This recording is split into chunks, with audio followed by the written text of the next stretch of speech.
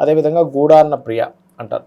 అంటే ఇప్పుడు పాయసాన్నం పెట్టామనుకోండి, శుక్ర సంబంధించిన దోషాలు ఏమంటే పోవడం, అమ్మవారికి సమర్పించడం ద్వారా ఆ యొక్క ప్రసాదాన్ని మనం స్వీకరించడం ద్వారా శుక్రచంద్ర అంటే శుక్రుడు బాగున్నాడు అనుకోండి, ఎవరికైనా వాళ్ళ లగ్జరీస్ ఫైనాన్షియల్గా ఇబ్బంది లేకపోవడం, వివాహ సంబంధించిన ఇబ్బందులు లేకపోవడం జరుగుతుంది. అదేవిధంగా గూడాన్న ప్రియ, గూడాన్నైక రసిక అంటూ ఉంటారు. గూడాన్నము అంటే బెల్లంతో కూడినటువంటి అన్నాన్ని పెట్టడం వల్ల ఏమవుతుంది అంటే అమ్మవారికి శని సంబంధించిన దోషాలు మనకి తగ్గుతాయి. అంటే అమ్మవారి అనుగ్రహం వల్ల ఆ ఎనర్జీ దూరం అవుతుంది. అందుకని దానికోసం పెట్టడం అని కాదు ఇక్కడ. ఆ ఎనర్జీ ఆ యొక్క ప్రసాదాన్ని స్వీకరించడం, అమ్మవారికి ప్రేమతో పెట్టడం వల్ల ఆ యొక్క ఎనర్జీ ఇంకో ఎనర్జీని దూరం చేస్తుంది. ఎలా అంటే ఇప్పుడు బాగా చలేస్తున్నాం అనుకోండి అమ్మ మనకి, మనం ఏం చేస్తాము, ఒక బాగా మండుతున్నటువంటి ఒక ఫైర్ దగ్గరికి వెళ్ళి నిలబడతాం.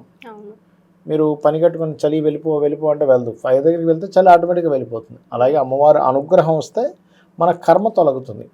శని అంటే పూర్వజన్మ కర్మను అందించేవాడు, ఆ రకంగా కర్మ తొలగడం.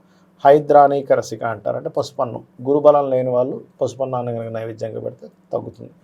రాహుగ్రహ దోషాలు ఉన్నప్పుడు ప్రతి వ్యక్తికి కూడా ఏంటంటే ఏదో తెలియని భయంలో బ్రతుకుతూ ఉంటాడు. ఏమవుతుందో ఎప్పుడు అవుతుందో, రోజు టెన్షన్తో బతుకుతారు చూసారా. కొంతమంది ఎలాగా ప్రతి నెల ఫీజులు కట్టాలి, అమ్మో నెల వచ్చేస్తుంది, ఇంటర్నెట్ కట్టాలి, అమ్మో ఇదైపోతుంది, అమ్మో అదైపోతుంది అంటుంటారు. అలా ఏంటంటే ఎవరైనా సరే ఆ రకంగా ఇబ్బంది పడేటువంటి వారికి, బాధపడేటువంటి వారికి గారెలు కనుక అమ్మవారికి నైవేద్యం పెట్టి ముఖ్యంగా దుర్గాదేవిని ఆరాధించినట్లయితే ఖచ్చితంగా వారికి ఆ యొక్క దోషం అనేటువంటిది తగ్గుతుంది. అలా. ఓకే గురువుగారు.